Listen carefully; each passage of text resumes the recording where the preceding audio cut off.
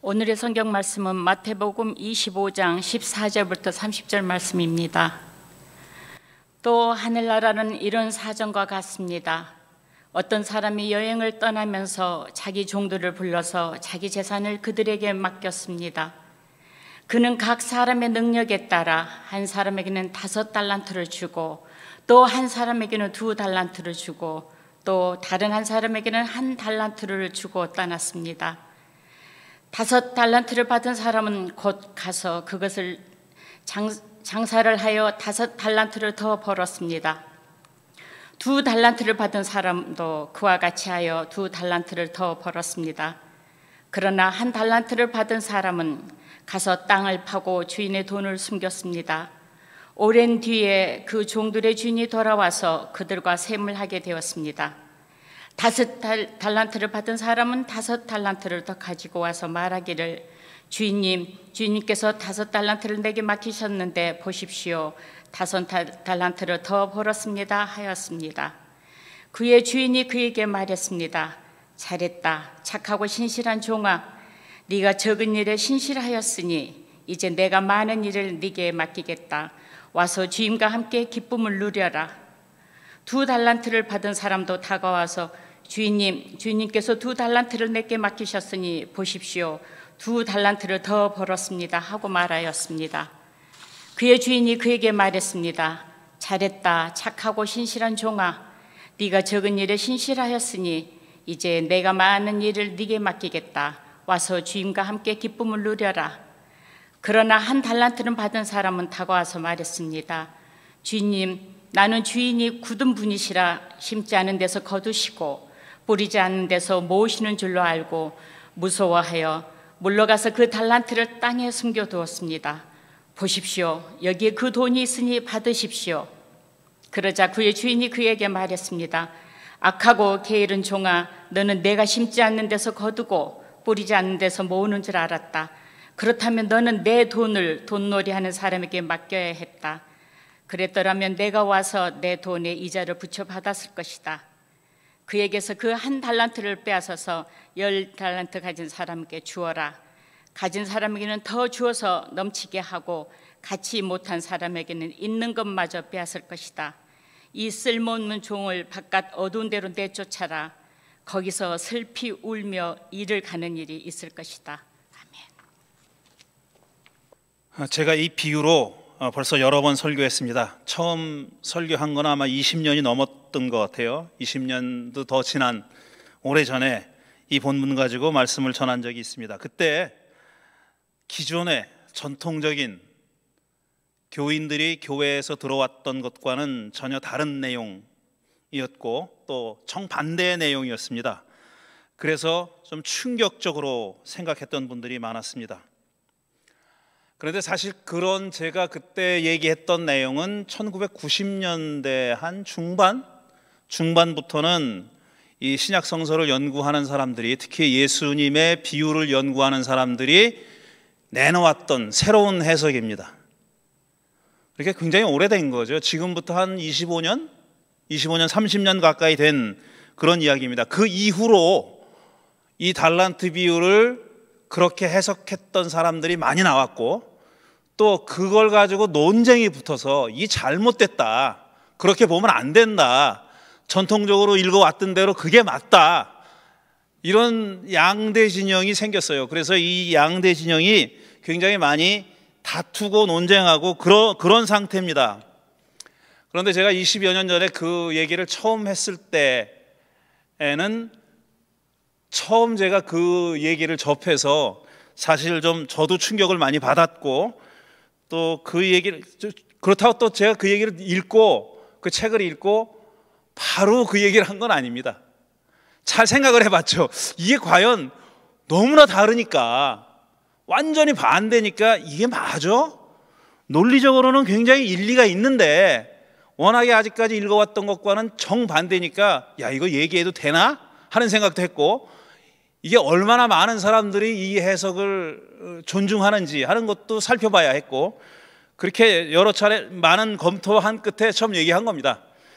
그리고 그 이후에 몇 차례 업데이트 될 때마다 얘기를 했어요. 그래서 제가 기억도 못합니다. 몇 번이나 이 얘기를 했는지도 기억을 못하는데, 아마 매년 1월 첫째 주가 되면은 제가 창세기 32장의 본문을 가지고 야곱이 하나님과 씨름했던 얘기, 그 얘기는 아주 대놓고 여러 번 반복했습니다. 첫째 주일에 제일 잘 맞는, 매해 첫째 주일에 제일 잘 맞는 내용이라고 해가지고 여러 번 반복했는데, 그 설교 말고는 이 달란트 비유 얘기를 제일 많이 반복하는 것 같습니다. 조금씩 업데이트 될 때마다 반복했는데, 제가 오늘 왜 이 얘기를 하려고 하나 하면은 그것도 이유가 있습니다. 2019년 말에, 그러니까 코비드가 시작되기 몇 달 전입니다. 2019년 말에 서울에서 두 분의 신학교 교수님이 우리 교회 예배에 참석했어요. 그 전에도 그분이 온다고 얘기를 들었습니다. 누군지는 정확하게 잘 모르는 분이었었어요. 예배에 참석했습니다. 같이 예배를 드렸어요. 한 분은 연세대학교 교수고 한 분은 성공회 대학교 교수였었어요. 알고 보니까 이제 그분이 신학교 교수였고, 한 분은 조직 신학하는 분이고, 한 분은 신약 성서가 전공인 분이었었어요. 그래서 그분은 이제 주중에 만나가지고 점심을 먹으면서 얘기도 했어요. 얘기를 하는데 그 자세히 들어보니까 이제 신약 성서를 전공한 분이고, 자기가 이 비유에 대한 논문을 썼다는 거예요. 그래서 그 논문이 들어있는 책, 마태복음에 관한 책입니다. 한 300페이지 정도 되는 책인데, 그 책을 저한테 선물로 줬어요. 제가 그 책을 받았습니다. 그런데 신약 성서를 전공하는 교수였다고 하니까 제가 좀 쫄렸죠. 이거 뭐 풍차 앞에서 바람개비 돌린 거 아니야? 하는 느낌이 들게 마련이에요. 제가 그쪽 전문이 아니기 때문에, 야, 이거 전공자가, 게다가 그걸 가지고 책도 썼다니까. 한 30페이지 가까이 되는 논문입니다. 풋노트가 한 30개 40개 달려있는 제대로 된 학문적인 논문이에요. 그걸 썼다고 하니까 제가 얼마나 쫄렸겠어요. 그래, 내가 괜히 뭐 그 알고 한 건 아니지만 우연히 그분이 그 주에 온 거지만, 그렇게 돼가지고 조금 민망했죠. 민망한 느낌이 들었습니다. 그런데 사실 그 논문을 얼마 전에 읽어봤어요. 그동안 안 읽어보고 있다가 그 논문을 읽어보고 이거 한 번 더 해야 되겠다 하는 생각을 했습니다. 또 업데이트를 해야 되겠다 하는 생각을 해가지고 오늘 얘기하는데, 오늘 얘기 다 못하고 다음 주에 다시 계속 이어갈 겁니다. 나이가 들면은 자꾸 내가 몇 년 동안 이거 했다 이런 말을 한다 그러죠. 저도 자꾸 그 얘기가 하고 싶어요. 이게 나이가 들은 거야. 이제 제가 목사 안수 받은 지가 30년이 넘었고요, 전도사 생활까지 따지니까 40년이 넘었어요. 이 목회자 생활한 게 40년이 넘었어요. 그러니까 그 생활 안 한 것보다 훨씬 더 긴 세월을 목회자 생활하고 살고 있는 겁니다. 제가 처음에 목사가 되겠다고 작정했을 때 가장 큰 동기가 뭐였냐면, 제가 하고 싶은 일이 뭐였냐면은 이 성경을 잘 읽고 잘 이해해서 교인들에게 잘 풀어줘야 되겠다. 그게 제가 목사가 되려고 했던 가장 큰 이유예요. 생각해보면 제가 뭐 신방을 잘합니까? 뭐 성격이 좋습니까? 까칠하고 그런 거 잘 싫어하고 그러잖아요. 여러분 아시다시피 제가 한번 그런 적이 있었어요. 제가 뭘 열심히 하고 있는데 교인이 전화 오면 신경질이 난다 그랬어요. 그랬더니 전화 안 해. 그 다음부터는 전화 안 하더라고요. 제가 그 말이 주는 영향이 뭐다라는 생각을 못 하는 거예요. 제가 그러니까 그냥 솔직하게 얘기한 거예요. 제가 뭘 열심히 막 생각하고 막 읽고 있는데 전화가 따르릉 울리면은 정말 짜증이 나요. 지금 좀 덜한데, 왜냐, 전화 덜 울리니까 짜증이 덜 나는데, 옛날엔 그랬어요. 제가 한 20년 전에는 그랬어요. 근데 그 얘기를 그냥 얘기한 거예요. 바보같이. 그래, 전화 안 해. 그 다음부터는, 야, 저놈한테 전화했다가는 내가 바가지 쓰겠구나, 이런 생각들을 다 하시는 거예요. 그러니까 안 맞는 인간이에요. 제가 그런 일을 하기에는.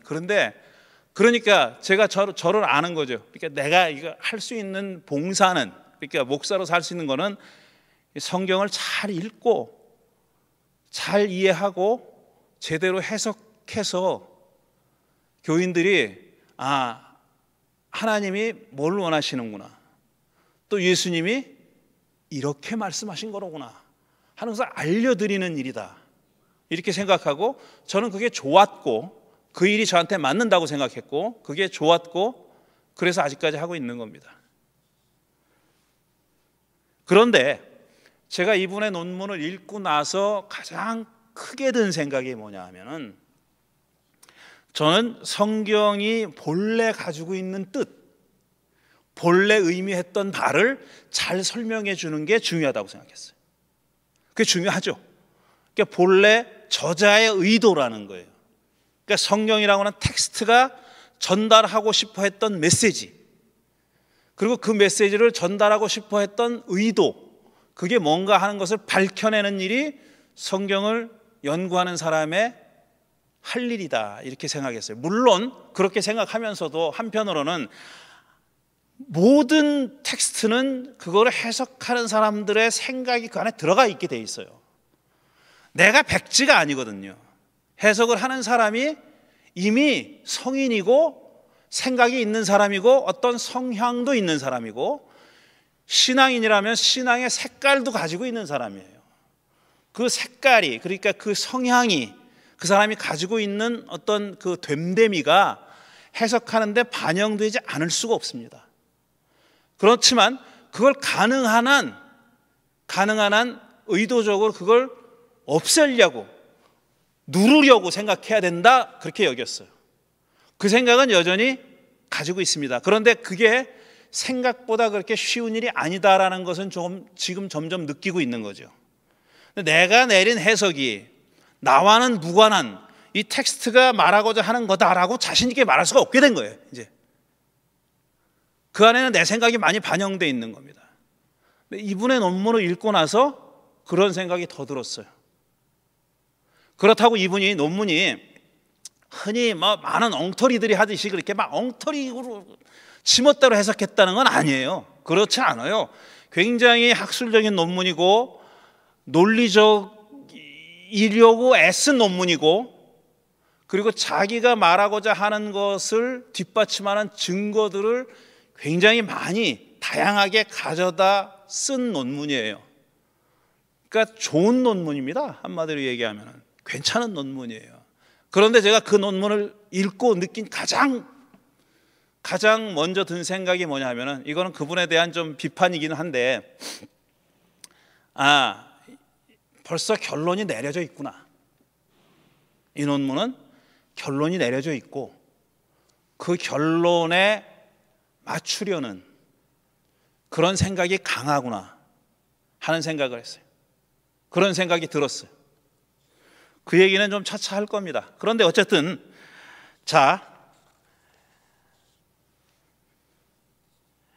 이 달란트 비유를 아직까지 어떻게 해석을 해놨느냐, 전통적인 해석이 있고, 그 다음에 제가 그때 20여 년 전에 처음 얘기했던 그 얘기는 이렇게 이름 붙이죠. 전복적인, 뒤집어 엎는 해석이다. 이렇게 이름을 붙여보겠습니다. 전통적인 해석이 있고 그 다음에 전복적인 해석이 있어요. 그 다음에 그 여타 많은 해석들은 그 내용을 조금씩 수정하거나 절충하려고 했던 노력이다. 이렇게 볼 수 있습니다. 제가 여러분이 성서를 전문적으로 연구하는 사람이 아님에도 불구하고 이런 얘기를 하는 이유는, 여러분이 제가 지금 하는 얘기를 충분히 받아들일 수 있다고 제가 믿기 때문입니다. 제 어머니가 굉장히 지혜로운 분이에요. 그 시절을 잘못 만나가지고 가방끈은 짧지만 굉장히 지혜로운 분인데, 그 어머니가 오래전에 이런 말씀을 하셨어요. 너는 정말 복받은 줄 알아라. 왜 복받은 줄 알아? 너는 그런 교인 만난 걸 복받은 줄 알아라 그랬어요. 네가 잘나서 그런 게 아니라 교인들이 좋아서 그런 거야. 교인들이 네가 하는 말을 이해하고 적어도 자기들 생각과는 달라도 그거 가지고 문제 일으키지 않고, 그렇기 때문에 네가 아직까지 목회를 하고 있는 건 줄 알아라. 우리 교회 나오실 때는 그랬습니다. 지금은 못 나오시지만 그 말 틀린 말이 아니라고 생각해요. 제가 하는 얘기를 여러분 다 아실 수 있어요. 또 여러분이 그만큼 수준이 높기 때문이고 제가 설명을 잘하기 때문입니다. 전통적인 해석은 이런 겁니다. 여기서 5달란트, 2달란트, 1달란트를 주고 멀리 여행을 간 주인은 하나님이라고 생각하는 거예요. 이 비유가 주인은 하나님을 가리키는 거다. 이게 첫 번째 전제예요. 하나님입니다. 그 다음에 여행을 했다 그랬어요. 상당 기간 동안 여행했습니다. 그건 뭐냐? 예수님이 죽고 부활하고 재림할 때까지의 기간이다. 예수님을 하나님이라고 믿으니까 그리스도인들은 재림할 때까지의 기간이다 말이야. 그러니까 5달란트, 2달란트, 1달란트를 주고 간 그 기간은 예수님이 떠나가고 재림할 때까지의 기간이에요. 그동안 이 신자들은 뭘 해야 되느냐? 장사를 해야 되는 겁니다. 그런데 왜 사람마다 다 달란트의 양이 다른가? 그거는 그 사람이 가지고 있는 능력과 재능이, 타고난 능력이 다르기 때문에, 그 다음에 또 그 사람이 가지고 있는 열정이 다르기 때문에 주인이 그걸 알고 차등을 두어서 달란트를 줬다는 겁니다. 그러니까 그게 선물이고 재능이고, 탤런트는 말이 재능이라는 말도 있잖아요. 그러니까 돈의 단위입니다. 이건 달란트는 원래 무게예요. 무게. 금과 은의 무게입니다. 그게 34kg이 원 달란트예요. 그러니까 은의 34kg냐 금의 34kg에 따라서 가치가 달라지는 거죠. 무게입니다 이거는. 근데 5달란트, 2달란트, 1달란트를 줬다는 얘기는 비유적으로 이거는 사실 금을 줬다는 얘기가 아니라 그만한 재능을 줬다. 그리고 성령의 은사를 카리스마라 그러잖아요. 성령의 은사를 줬다는 겁니다. 그 사람의 그릇에 맞는 은사를 줬다는 얘기예요. 그런 은사를 나눠 가진 겁니다. 지금 나눠 가진 사람들은 그리스도인들이고, 그래서 이 사람들이 해야 할 일은 장사를 해서 이득을 남기는 일이에요. 장사를 해서 이득을 남긴다는 얘기는 뭐냐면 하나님 나라 복음을 전한다는 얘기고, 그 다음에 교회를 확장한다. 믿는 자들의 숫자가 나날이 늘어나야 되는 겁니다. 그게 바로 장사를 해서 이득을 남긴다는 말이 바라는 거죠. 복음을 전파하는 일, 교회를 확장하는 일, 이런 겁니다. 그 다음에 오랜 기간이 지나서 이제 돌아왔잖아요, 주인이. 그건 예수님이 재림한 거예요. 다시 계산을 했잖아요. 그건 뭐냐? 최후의 심판입니다. 너희들이 살아있는 동안에 한 일에 따라서 심판하시는 거예요. 그래서 5달란트, 2달란트 받은 사람은 그만큼을 남겼어요. 성과가 있었어요. 그러니까 칭찬을 받았다는 겁니다. 그리고 주인의 잔치 자리에 가게 돼 있어요. 근데 1달란트 받은 사람은 이상한 행동을 한 겁니다. 그 사람은 이상한 행동을 했어요. 뭐라고 얘기하냐면, 일단 주인님, 나는 주인이 굳으신 분이시라 심지 않은 데서 거두시고 뿌리지 않은 데서 모으시는 줄 알고 무서워 물러가서 그 달란트를 땅에 숨겨뒀습니다. 보십시오, 여기 그 돈이 있으니 받으십시오 그랬어요. 이런 세 번째 1달란트 받은 종의 말은 무슨 뜻이냐면 재능을 썩힌 놈, 재능을 활용하지 않은 놈, 게으른 놈, 이런 거예요. 그러니까 복음을 전파하지도 않고 믿는 자의 수요를 늘리는데 기여하지 않은, 자기 재능을 그야말로 땅에 묻어서 썩힌 놈, 이런 거죠. 낭비한 사람이고 사용하지 않은 사람이라는 거예요. 그런데 이 세 번째 종이 주인에 대해서 한 말, 그러니까 굳은 분이고 심지 않은 데서 거두시고 뿌리지 않은 데서 모으시는 분이라는 판단은, 주인에 대한 판단은 이 셋째 종이 잘못 판단한 거다. 자의적인 판단이다 이거예요. 자기가 한 짓을 합리화하기 위해서 주인이 나쁜 놈이 돼야 되는 거예요. 그래서 뿌리지도 않고 거두고 모으지도 않고 심지도 않고 거두고 뿌리지도 않고 모으는 그런 아주 사악한 착취자다라고 주인을 규정했다는 겁니다. 실제는 주인이 그런 사람이 아닌데 그럴 수가 없죠. 이게 하나님 아니에요. 이 전통적인 해석에 의하면 하나님이잖아요. 근데 하나님이 어떻게 그렇게 나쁜 놈이 될 수가 있겠어요? 그러니까 이것 세 번째 종이 한 말은 순 거짓말이다, 이렇게 해석하는 겁니다. 주인 말, 악하고 게으른 종아, 너는 내가 심지 않은 데서 거두고 뿌리지 않은 데서 모으는 줄 알았다 이랬어요. 이 맨 마지막 동사를 중요하게 생각합니다. 너는 그런 사람인 줄 알았지, 근데 그건 잘못된 생각이야. 네가 그렇게 생각했을 뿐이지 사실은 그게 아니었어 라는 뜻이라는 겁니다. 이거는 그 논문의 저자가 한 말이에요. 그렇다면 너는 내 돈을 돈놀이 하는 사람에게 맡겼어야 했다. 그랬더라면 내가 와서 내 전에 이자를 붙여서 받았을 것이다. 이 주인의 평가는 정당하다라는 겁니다. 게으른 종에 대해서 정당한 판결을 내린 거다. 옳았다. 주인은 맞다. 옳다. 이런 얘기입니다. 그런데 전통적인 해석을 하는 사람들이 침묵하고 있는 대목이 있어요. 그리고 이 논문의 저자도 전통적인 해석자들이 침묵하고 있다라고 지적을 합니다. 그 대목이 뭐냐면 너 이자놀이라도 했어야 되는데 왜 안 했어? 라고 말한 그 대목에 대한 해설을 안 한다는 거예요. 왜냐하면 하나님이 너 이자놀이라도 했어야 됐어 라고 말했다고 보기가 어려운 거죠. 그럼 그 대목은 그냥 슬쩍 넘어가는 거예요. 이 논문의 저자도 그 대목은 다들 슬쩍 넘어간다라고 하면서 자기도 그 대목을 태클해가지고 씨름하지 않아요. 이 말을 한 의도가 뭐냐? 그 당시의 사회 상황에 비춰서 이 말이 뜻하는 게 뭐냐라는 얘기 안 합니다. 원래는 제가 전에도 말씀드렸어요. 이자놀이 금지되어 있어요. 이스라엘에서는 금지되어 있어요. 동족에게 이자놀이 하는 것 못합니다. 돈 빌려주고 이자 받는 거 못하게 돼 있어요. 율법의 규정이 있어요. 그게. 그런데 실제로 이자놀이가 횡행했어요. 편법이 있어요. 그걸 빠져나가는 율법의 규정을 어기지 않는 것처럼 하면서 빠져나가는 길을 마련해 놨어요. 그래서 샤일록이 있는 거예요.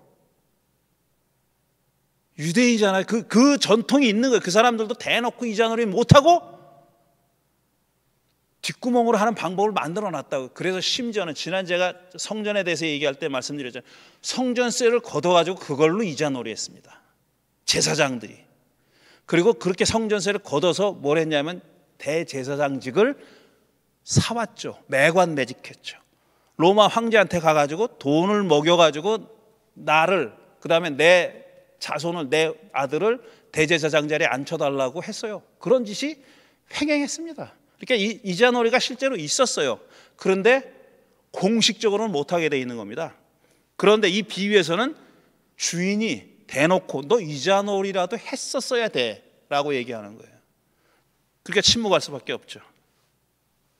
주인의 처사가 1달란트를 뺏어서 10달란트 가진 사람에게 주고 돈을 묻어둔 사람은 바깥 어두운 데로 쫓아냈죠. 거기서 슬피 울며 이를 갈 것이다 그랬어요. 결론은 가진 사람에게는 더 주어서 넘치게 하고 갖지 못한 사람에게는 있는 것도 빼앗는 것이 옳다. 게으른 놈은 빼앗겨 마땅하다. 열심히 일하는 자는 더 가져도 된다. 이런 결론입니다. 이런 결론. 그런데 제가 전복적인 해석이라는 건 처음에 뭐냐 하면은 여러 가지 있는데 처음에 이 주인이 하나님이라는 것부터 의심합니다. 주인이 한 말을 보면은 하나님 같지가 않은 거예요.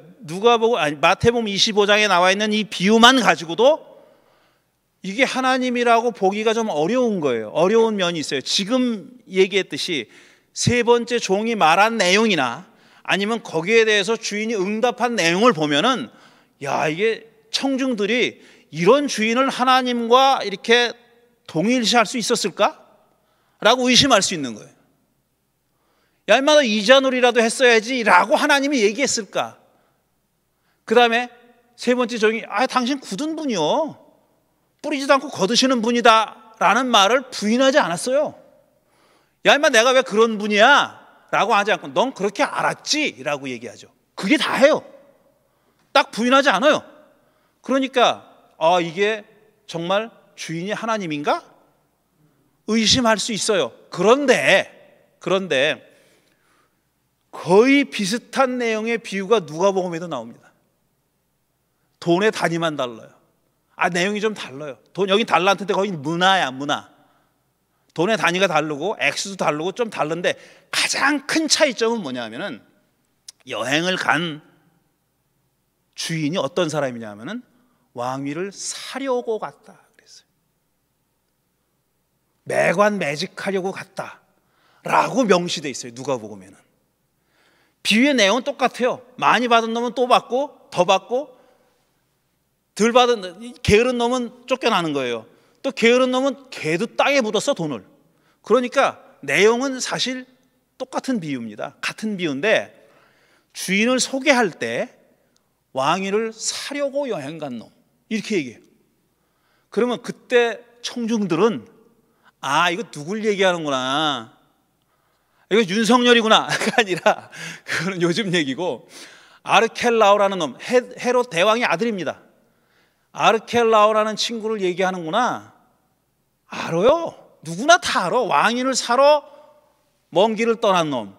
얘가 실패합니다. 왕위를 사러 가요. 로마로 가. 근데 실패했어요. 못 샀어요.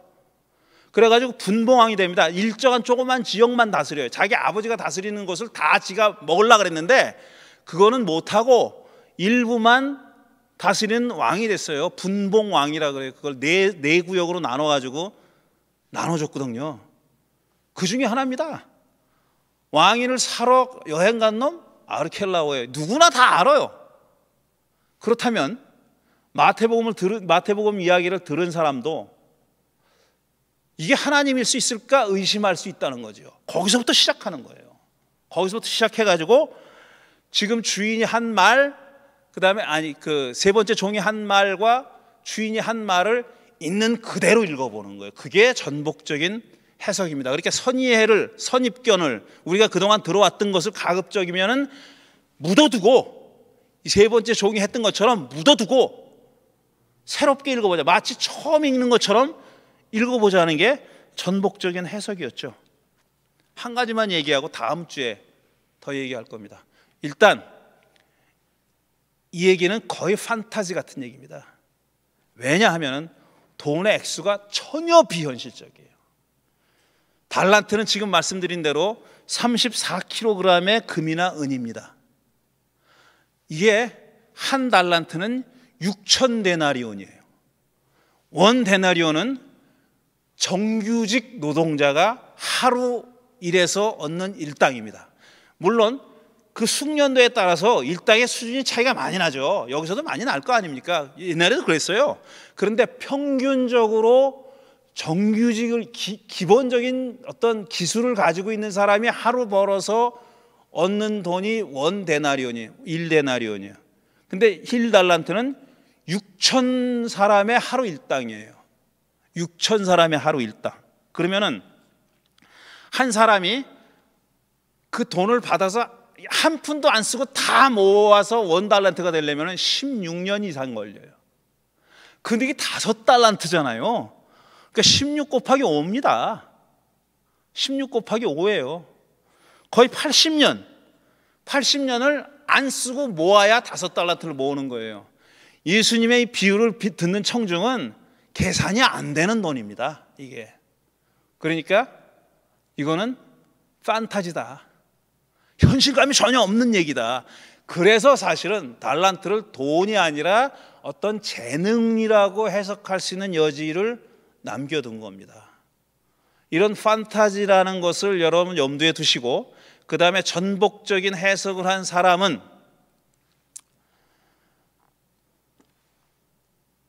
마지막 종이 주인에 대해서 한 말을 진지하게 읽는 거예요. 그거는 선입견을 가지고 이건 주인은 하나님이니까 이놈이 거짓말한 거야, 하나님이 이럴 리가 있어? 라고 읽지 않고 주인이 하나님이라는 생각을 일단 묻어두고 그 말이 뜻하는 바가 뭐냐 하는 걸 글자 그대로 읽어보자라는 겁니다. 그리고 주인이 그 셋째 종에 대해서 한 말도 글자 그대로 읽어보자는 거예요. 그러면 다르게 읽을 수 있습니다. 다르게 읽을 수 있다는 거예요. 그리고 이거 하나 말씀드리고 마칠게요.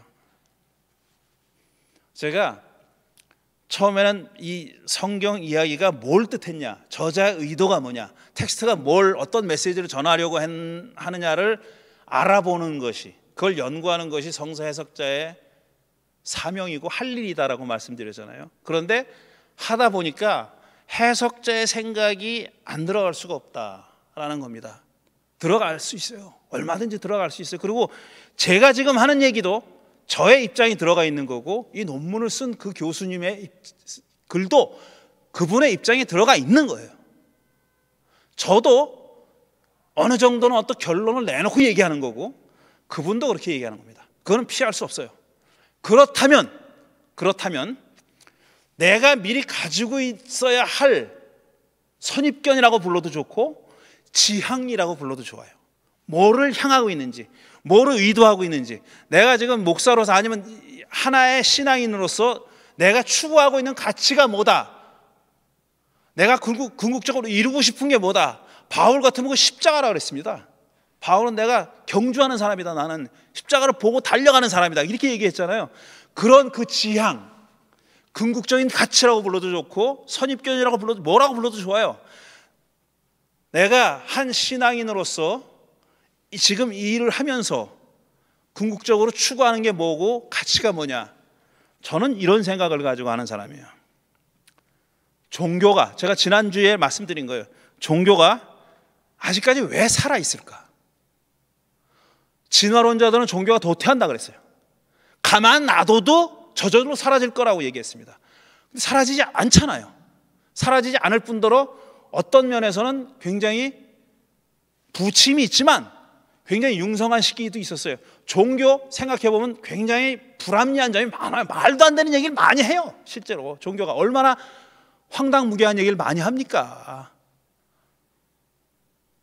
제대로 상식 있는 사람이라면 종교를 버리는 게 맞다는 생각이 들 정도예요. 그런데 왜 종교가 아직까지 죽지 않고 살아있느냐 하면은, 종교는 우리가 마지막 이 양심까지 지키지 않으면 우리는 그냥 정신적으로 망한다 라고 경고하는 인간의 정신활동이에요. 이 최후의 보루, 이것까지 우리가 지키지 않으면 우리는 다 도태돼 버리고 만다 라는 그 최후의 보루인 양심을 지키는 게 종교라고 저는 생각해요. 종교는 어떤 욕망을 실현하기 위한 도구가 아니라 그 인류로서 살아남기 위해서 마지막까지 버리지 않고 지켜야 할 게 있는데, 그걸 양심이라고 부른다면 그 양심을 지켜야 한다고 계속 리마인드 해주는, 계속 상기해주고 잊어버리지 말라고 해주고, 그렇게 아픈 그 주사를 놓는 게 종교라고 생각해요. 저는. 경전은 뭐냐? 경전에 얼마나 말도 안 되는 얘기가 많이 있습니까? 돌도끼가 어떻게 물에서 올라와? 말도 안 되는 얘기 얼마나 많아요. 성경에 얼마나 많냐고. 신약 성경은 덜한 줄 아세요? 신약 성경에도 말도 안 되는 얘기 엄청 많아요. 근데 왜 이 성경이 여전히 경전으로 존중받느냐 하면은, 그런 말도 안 되는 얘기들에도 불구하고 거기 우리 인류가 계속 들어야 하는 목소리가 그 안에 있기 때문이에요. 해석자가 할 일은 그걸 찾아내는 겁니다. 성경을 포함해서 모든 경전은 원석이에요. 다 가공된 다이아 반지가 아닙니다. 원석이에요. 원석을 갈고 닦아서 빛나는 다이아 반지로 만드는 거는 해석자들이 하는 일이에요. 그리고 우리가 하는 일이에요. 우리가 그 일을 안 하면서, 야, 성경 이거 뭐 빛도 안 나고 아무것도 아니네 라고 할 게 아니다. 그건 해석하는 사람들이 갈고 닦으면 얼마든지 빛나는 거고, 잘 해석하면 그렇게 되는 겁니다. 저는 제가 이 논문을 읽고 아쉽게 느꼈던 거는 뭐냐면은, 제가 지금 말씀드린 다 갈라내더라도, 다 잘라내더라도 마지막 하나 남는 거, 저는 이게 종교가 양심을 깨우치는 일이라고 생각하는데 그걸 못 봤습니다. 테크닉한 얘기는 굉장히 많이 하는데 그걸 못 봤어요. 그게 아쉬웠고, 그래서 전복적인 해석이 의미가 있는 이유는 그걸 가지고 있기 때문입니다. 제가 그걸 쏠린 이유는 그 해석이 제가 가지고 있는 그 밑바닥에 제일 마지막 가지고 있는 거하고 맞아떨어지기 때문이라고 보셔도 되는 겁니다. 다음 주에 해석 얘기하겠습니다. 말씀 생각하면서 잠시 묵상하는 시간 갖겠습니다.